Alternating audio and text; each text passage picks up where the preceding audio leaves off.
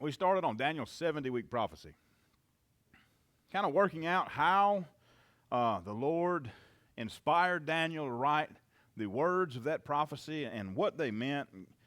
We discovered the Scotland Yard detective and his investigation, and how all of that, from the decree to rebuild Jerusalem all the way to the crucifixion of the Messiah, came up to 483 years.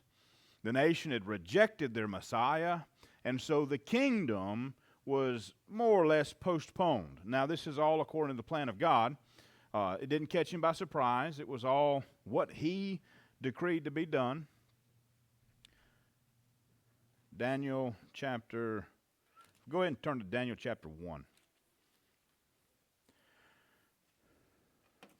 We began to talk about how that 70 weeks, the 69 and then the 70th week being kind of detached, and what it meant. And so there's some things that I think we need to cover. Daniel chapter 9 is obviously on into the book of Daniel. There's so much that comes before it. And in Daniel's 70 weeks, it helps us to understand the prophecy if we have a proper backdrop. Daniel interprets so many dreams and gives so many different prophecies through the book of Daniel, all surrounding this 70-week prophecy. It's all kind of backdrop. It's background information to help us understand what the 70 weeks is and who the major players are and what God does to bring about the crucifixion of Jesus Christ. So in Daniel chapter 1, I always do this. There it is, my clicker. In Daniel chapter 1, we see in verse 1, in the third year of the reign of Jehoiakim, king of Judah, which is approximately 606 BC. Jehoiakim comes up in 609 BC. He's crowned king of Judah. 606 BC, he's beginning to rebel against Nebuchadnezzar, king of Babylon. And Nebuchadnezzar decides he's had enough. You know, I'm tired of you rebelling. And so Nebuchadnezzar comes in, sacks Jerusalem, and takes away the first deportees from Jerusalem into Babylon. In this first group of deportees, we have Daniel, the prophet Daniel. In verse 5, Nebuchadnezzar decides to take some of the good-looking young men who are smart, they're intelligent, they're able to read the stars already, they're able to kind of pick up on different things very quickly, they're very sharp individuals.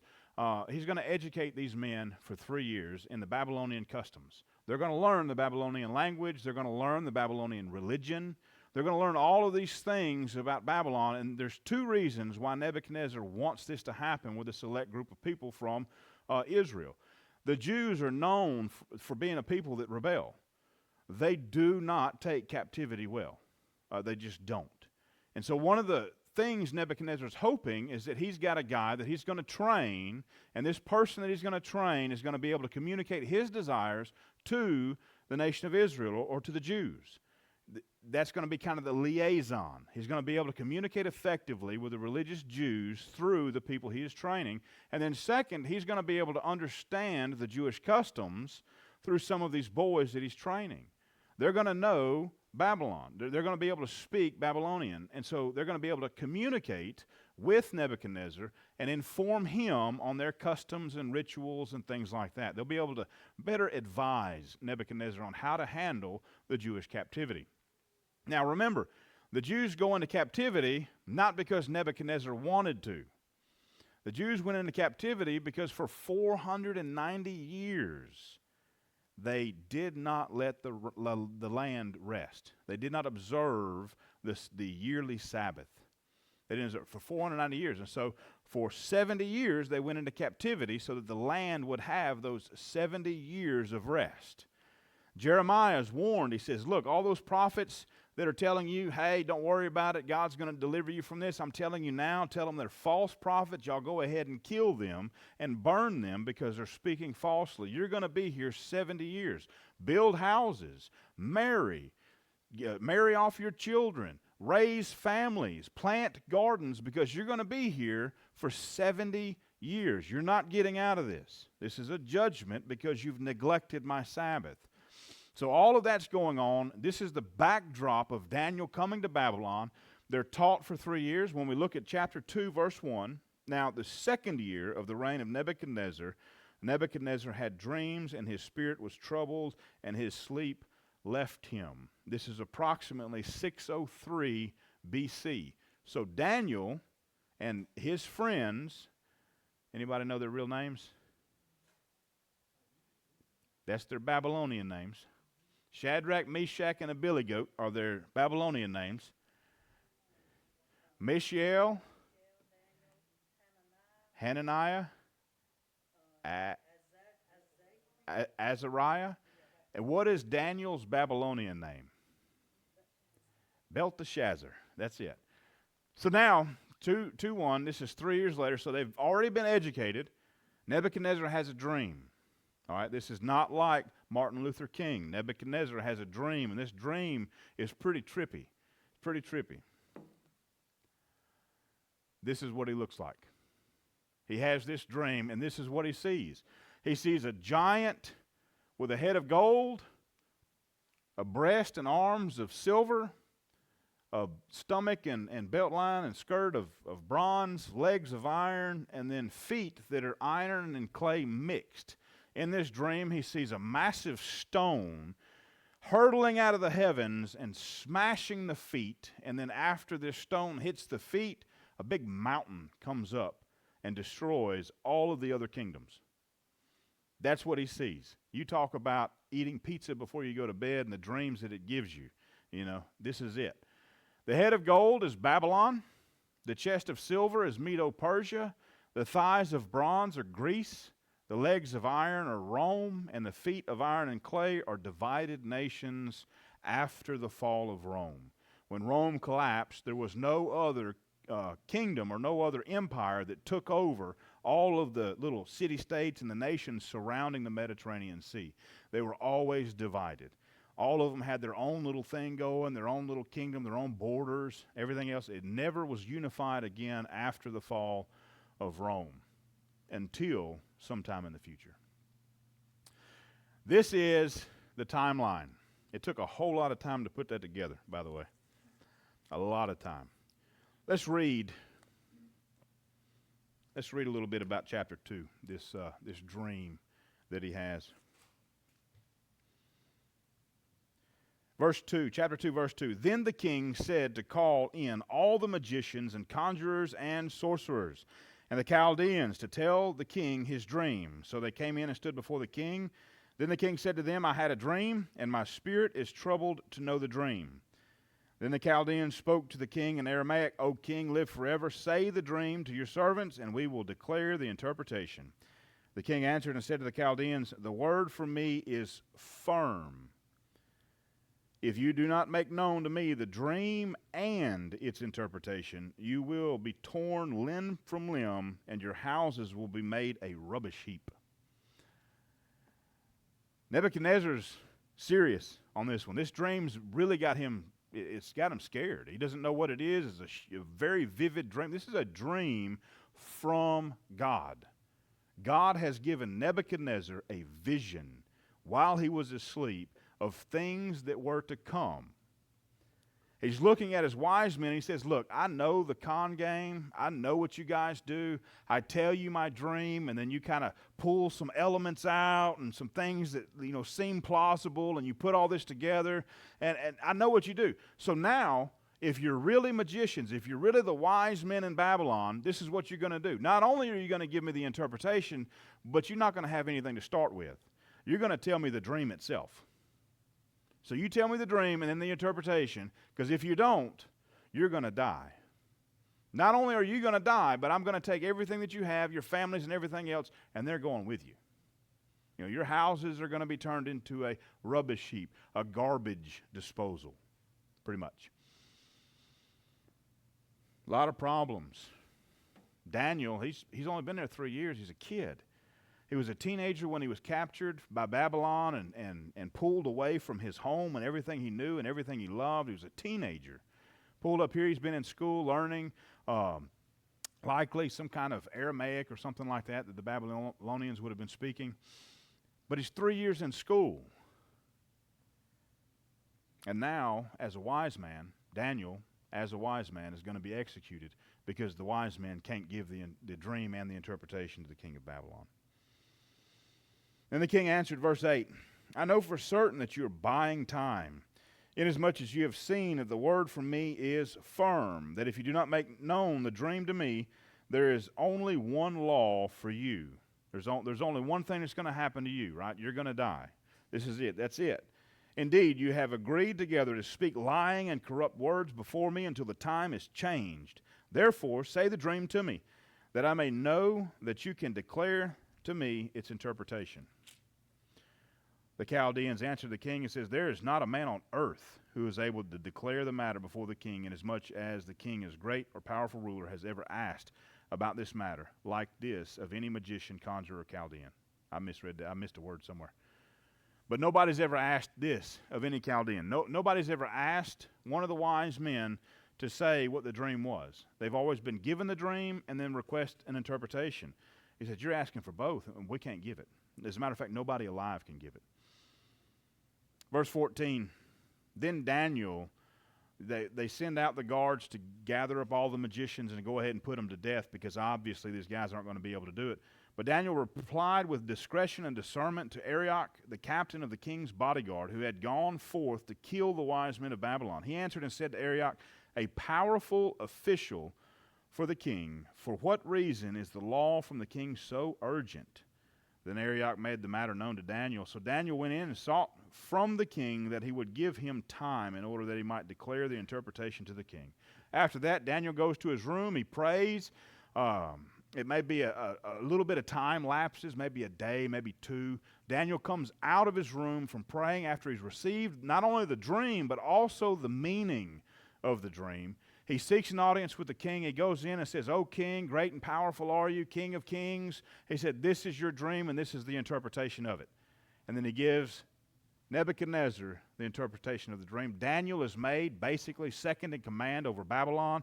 Daniel's like, hey, don't forget about my homeboys over here. So Shadrach, Meshach, and Abednego, they come up, and they're now partners with Daniel in the Babylonian Empire. This is what Daniel had to reveal. He said, the head of gold is you, O great king. The Babylonian Empire would last from 626 to 539. The Nebuchadnezzar basically built Neo-Babylon in 626. He came out, conquered Assyria. Babylon was originally erected in about the 1800s BC. It fell to multiple empires after that. Nebuchadnezzar rebuilt Neo-Babylon. Nebuchadnezzar, Nabopolassar's son, Nebuchadnezzar II, he rules, and that's the guy that goes in and sacks Jerusalem. He pulls away Daniel and everybody else in 606. And then Nebuchadnezzar reigns. Now, Nebuchadnezzar is an interesting guy. Nebuchadnezzar is like me. He loves luxury. He loves peace and quiet and the finer things of life, right? That's Nebuchadnezzar. He's gone. He's crowned the king, but he's gone all the time. He's out of here. He don't want to deal with Babylon. He doesn't want to deal with the politics. He didn't want anything to do with it. So he's at the hot springs. And his son, Belshazzar, is king in his stead, co-regent. So you have Nebuchadnezzar is the daddy. Belshazzar is the son. Daddy is gone on vacation all the time. He's never there, right? He's just living high on the hog, not doing anything. Belshazzar is the one that's left. You ever seen or ever heard of the writing on the wall? Somebody said, hey, you must have seen the writing on the wall. That's what Belshazzar saw, the writing on the wall. The night that Daniel interpreted the writing on the wall for Belshazzar, Belshazzar said, you know what? Go ahead and pull those vessels that we confiscated from the temple of the gods of the Jews. We're going to use them for our feast tonight. And so they took the sanctified vessels that they had pulled out of the house of God, the temple of the Lord, the temple of Yahweh. They pulled those vessels out and they start drinking the wine and partying it up and all of the heathen festivities that were going on. The whole while Cyrus is entering into Babylon through a gate somebody had left open, and he slaughters Babylon. Medo-Persia is the next empire. Those breast and arms of silver. The fall of Babylon happened at the hands of Belshazzar as he defamed the sanctified temple instruments. The Persian Empire comes up, Cyrus the Great in 539 BC. It lasts to 331, almost a little over 200 years. The Medo-Persian Empire is the top dog of the area. Cyrus the Great conquers Babylon. Does anybody know what the Bible calls Cyrus the Great? It's in Isaiah chapter 42 and Isaiah chapter 45. They got a specific word that's only used of Christ. His Messiah. Do you know that Cyrus is called the Messiah of the Lord? Yahweh's Messiah. Our English versions typically translate the word the anointed one. But it's the Hebrew word Mashiach, or Messiah. Or if you're reading in the New Testament, Christ. Cyrus was the one anointed by God to deliver the nation of Israel out of their 70 years of captivity from Babylon. Babylon had mistreated Israel during their captivity, something that God would judge them for. God would judge the nation of Babylon for mistreating Israel. Israel was supposed to go in for captivity to allow the land to rest, and they were abused, murdered, all kinds of stuff by Babylon, and God said that he would enact his revenge through Cyrus, his anointed one. Cyrus comes on the scene. Cyrus defeats Babylon, and eventually Cyrus allows some of the Jews to go back to Jerusalem to rebuild the temple. Not Jerusalem, but the temple, so that they could begin sacrificing to their God again. Cyrus the Great conquers Babylon, and then Artaxerxes Longimanus. That's a mouthful, isn't it? Artaxerxes Longimanus. This is the guy you'll read about in Nehemiah. He's the one that actually signed the bill for Israelites to go back and rebuild Jerusalem, the temple, and Judea. They wanted to erect the walls, defend the city. This is the guy who allowed the Israelites to go back and rebuild. This is the guy that we pinpoint the start date for Daniel's 70-week prophecy in 445 BC. That's Artaxerxes Longimanus. After that, Alexander the Great comes on the scene. Anybody who's ever been to a military academy, you know full well who Alexander the Great is. He's still studied in military academies across the world today. He is one of the greatest military tacticians the world has ever seen. We're going to see another great military tactician here in a few.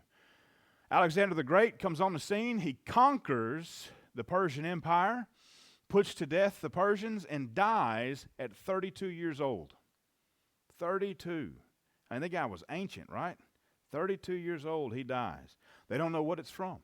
They don't know if he was poisoned, if it was maybe some battle wound that he had received that had got infected, maybe sepsis set in or something like that. They have no clue. What they do know is that he died. And when he did, this is what happened. The division of the Grecian Empire went to 4 generals. Ptolemy. Anybody know where Ptolemy may have went? I can't pronounce it. There's a dynasty in Egypt that lasted from about 305 to 282. It was an Egyptian dynasty. He was one of the Egyptian rulers. He actually Hellenized Egypt whenever he went down there. He became a satrap or a governor for Egypt. Eventually, the Egyptian pharaoh died, and then Ptolemy went up and became the Egyptian pharaoh and led Egypt into periods of greatness. He Hellenized them. He actually established Alexandria, Egypt. He's the one that had the library built. He's the one that inspired people to start hoarding all the books and putting the books in the library of Alexandria, Egypt. Some of that stuff that we still benefit from today, things that he did that long ago. Seleucus went east of the Mediterranean, and basically Iran, Afghanistan, all those areas over there were his empire. Antigonus went towards where the Byzantine Empire would be, right around Asia Minor, where the 7 churches of the book of Revelation were. He had that little spot there. And then, actually, hang on. There we go. That's a little better. Seleucus, this was his area. Antigonus, this was his area. Cassander, that was his area. And then we didn't read about him. He's not one of the generals that come up at first. He just had a small little portion. And then there's Ptolemy over here in Egypt. So Antigonus, the first, was a very ambitious guy. He goes over and conquers that area right there, and then starts pushing up against Seleucus, Ptolemy, Cassander, and Lysimachus. He starts pushing up against all of those guys. You say those names real fast 5 times. He starts pushing up against all of those. He's turning everywhere and starting battles on every front that he has, and they eventually get tired of it, and all of them join together and defeat him. They kill him. And then they divide up that land. So it goes from 5 to 4. That's how we get 4 generals. Antigonus is replaced by Lysimachus. So that's where we are there. So that's the division of the 4 generals. Then we come down to, that's 331 BC, now 168 BC. Anybody know what happens then? Rome has been this underlying undercurrent of upset people since about 750 BC. 750 BC. Before Babylon came in and conquered everything, Rome was a city-state. It was a monarchy. Right there where Rome sits today in Italy. They were a bunch of upset people who were sick and tired of all of these different rulers. And Rome is an idea. It's a temperament, a mindset. It's not a person. It's a mindset. So Rome starts festering at about 750 BC. And about 501 BC, Rome takes over all of Italy in 501. They depose the monarch and become a republic. But they want more. Italy isn't enough for them. So then we have all of the Punic Wars as Rome is pushing south towards the Mediterranean, and Carthage doesn't want them to have the Mediterranean Sea. Carthage has naval superiority on the Mediterranean, and Rome is learning. Rome knows how to fight, hand to hand, soldiers on the ground. They know how to fight, but they don't know how to use their sea legs yet. So that through multiple battles and multiple losses over a period of about 20 years, the first Punic War, Rome finally comes the victor. They gain Mediterranean, the sea superiority, and push Carthage back. The Carthaginians were upset. They didn't like it. They ended up having to sacrifice some of their territories to Rome and pay a hefty fine. The Carthage folks decide to send up a guy named Hannibal. I told you he was going to hear about another great warrior, another military tactician. Hannibal may have exceeded Alexander the Great, though his resources were smaller than Alexander the Great's. If he had had the resources of Alexander the Great, the Grecian Empire may not have fell when it did. Hannibal was probably one of the best military tacticians of those days. So he actually goes across the Mediterranean in Italy and is running up and down Italy with his army undeposed. He's slaughtering every army Rome was throwing at him. He is slaughtering. He's from Carthage, and he's on enemy territory, and he is taking the fight to him. Rome almost becomes extinct because of Hannibal. They're sending every troop they've got at him. And they realize they'll never beat Hannibal here right now. So Rome sends an army to Spain, where Carthage had developed a lot of their finance and stuff from. They had kind of dug in deep. Their economy was strong there in Spain. Rome goes over there and takes over Spain. Having a direct line to Carthage, Rome takes the next step and takes the battle to Carthage. Carthage sends for Hannibal, says, hey, we need you to lead the defense. By the time Hannibal gets there, his troops are exhausted. They're half-starved from the Mediterranean voyage. They're half-starved. They get there. Rome defeats them right there. Carthage then gives up most of their territories at that point and pays a hefty penalty for about 50 years. They're kind of, they're cut back. They're kind of settling down a little bit. They're trying to build up their economy again, gain military independence from everybody else. And Carthage attacks an ally of Rome. Rome declares war, and then eventually Carthage is destroyed. In about 150, 160, somewhere around there, at the end of the Punic War, 146, at the end of the Punic Wars. That was the last battle between Rome and Carthage. So Rome now has Mediterranean superiority. All of those territories of Carthage are now belonging to Rome. All of the African continent, now all of that bordering the Mediterranean Sea, all of that is Rome's. Egypt, all of that going up the Israeli coast, all of that's Rome's. Corinth was destroyed, and Rome was established in Greece. They now had power over all of the Hellenistic areas, the Hellenistic territories. Rome was king. Again, Rome isn't a person like Greece. Greece was Alexander the Great. Babylon was Nebuchadnezzar and Belshazzar. When the leaders fell, the economy, the state, the empire, it crumbled. Rome, you cut off the head, and they just grow another one, or they grow two. You couldn't kill Rome. Rome was an idea. It was a state of mind. We see that when we watch the movie Gladiator. Rome is a state of mind, is a state of being. It's not necessarily a person. But Rome eventually fell.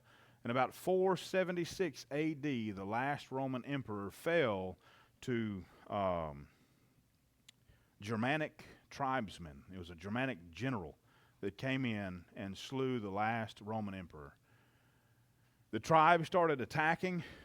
All the Germanic tribes from around the Roman conquered territory started attacking Rome and went through a state of poverty. None of their foods and vegetables, they went through a drought. None of their foods and vegetables were growing. Their economy was tanking. They had lost the middle class. Now you had the upper class and the low class, and the gap was separating. There was civil unrest. The lower class citizens were almost like slaves. And Rome just kind of fell apart from the inside out. The troops were so demoralized by everything that was going on, they didn't want to fight anymore for Rome. The idea that was Rome was dead. The feet, part of iron and part of clay. This portion of the image is reduced to various nations that rise and fall after the fall of Rome until the little horn arises, the little horn that will speak great and blasphemous things. The reason why I bring all of this up, the reason why we're going through this, there's the head of gold, the kings, the Medo-Persian chest and arms of silver, Cyrus the Great, Darius, Artaxerxes Longimanus. Then we have Greece, the thighs of bronze, Alexander the Great, his 4 generals, their territories, the legs of iron, the Punic Wars, the end of persecution. Before the last emperor was defeated in 476 A.D., Romulus Augustulus was deposed by a Germanic general. Before that, in 321 A.D., Constantine actually made Christianity a part of the state religion. The first blue law was passed. Y'all remember blue laws? You can't buy anything from a grocery store on Sunday. Constantine started that. His was the first blue law. All of the businesses, all of the shops and everything were to shut down on Sunday for 2 reasons. Number one, for the Christians to go in and honor the resurrection of Jesus Christ on the first day of the week. And then 2, for the Roman pagans to go and worship their sun god on the first day of the week. So knocking out 2 birds with 1 stone. The Christian population was growing and booming in Rome. He needed to appease them. The pagan population, he didn't need to anger them, or he'd have them to fight on his hands. So knocking out 2 birds with 1 stone, he made Sunday a national day of rest across the Roman Empire, and Christians began to enter into the first time that we had experienced peace since Christ had ascended. 321 years, 300 years after the crucifixion and resurrection of Christ. Here's Rome, And all of the territories inside this black dotted line, that's all that Rome was. The sun never set on the Roman Empire. All the way around the Mediterranean Sea. It's beautiful. And then this is what happened. The Germanic tribes invaded. You see a massive group land right here at the mouth of the Mediterranean, come all the way over here to Carthage, and from Carthage, they hit the islands, they hit Rome itself, and they come up to the bottom of Italy. That was the beginning of the demise of Rome. It took Rome almost 200 years to finally die. 200 years to finally die. The nations of feet mixed with clay and iron. Now here's the part that's really important, okay? There are certain eschatological systems that will tell you that when Christ ascended and Pentecost came, 40 days after his resurrection, when Pentecost came, that was when Christ set up his kingdom. We are in the kingdom age now. There's a problem. You see, when this stone that comes and dashes the nations, that stone's the Messiah. The kingdom, or the mountain that will be set up, which symbolizes a kingdom that will be set up, will crush every other kingdom. There will not be a secular or Gentile kingdom that exists on the earth when Christ sets up his kingdom. It won't happen. There won't be another one. That's the last one, and it's the one to end all kingdoms. That's it. So if Rome didn't fall until 476 AD, 475 AD, when did the Messiah set up his kingdom? We're still waiting on the nations, right? The feet of clay and iron mixed, right? We're still in that period where all these nations are rising up. We've got all these Gentile nations all the time rising up. Well, if the mountain is set and Christ's kingdom is here right now, why do we still have all these other nations?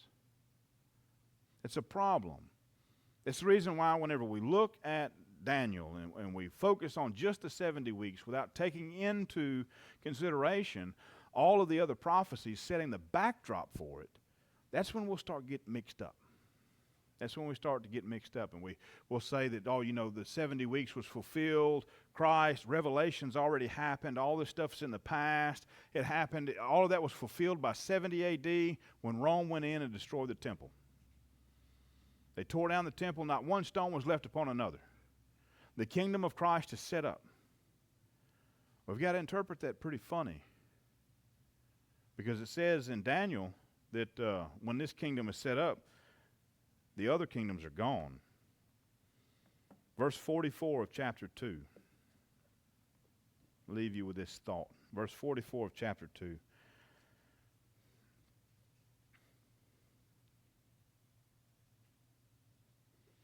And in the days of those kings, these kings are the kings that are the iron mixed with the common clay. They'll combine with one another in the seed of men, but they will not cling to one another, even as iron does not combine with clay. And in the days of those kings, those mixed kingdoms, the God of heaven will cause a kingdom to rise up, which will never be destroyed. And that kingdom will not be left for another people. It will crush and put an end to all these kingdoms, but it will itself stand forever. Obviously, Christ's kingdom is not set up yet. If it was, the rest of them would be abolished. The rest of them wouldn't be here. And so when we take Daniel's 70-week prophecy and we don't look at any other prophecies in the book of Daniel, it is easy to come up with things like those who ascribe to covenantal theology, who all-millennialism or post-millennialism. We're in the millennium now. We're in the kingdom of heaven now. It's easy to fall into that crowd, but when we look at the whole, when we look at prophecy as a whole, we see that type of thinking will cause a lot of problems. There's a lot of verses, a lot of passages that we're going to have trouble understanding if we take those points of view. And so that's the reason why I wanted to kind of backtrack from Daniel's 70 weeks that we talked about last week and cover this prophecy. Now, next week we're going to cover a prophecy specifically on Greece and how God prophesies how Greece, Alexander the Great, would fall and that his kingdom would be divided up amongst 4 generals.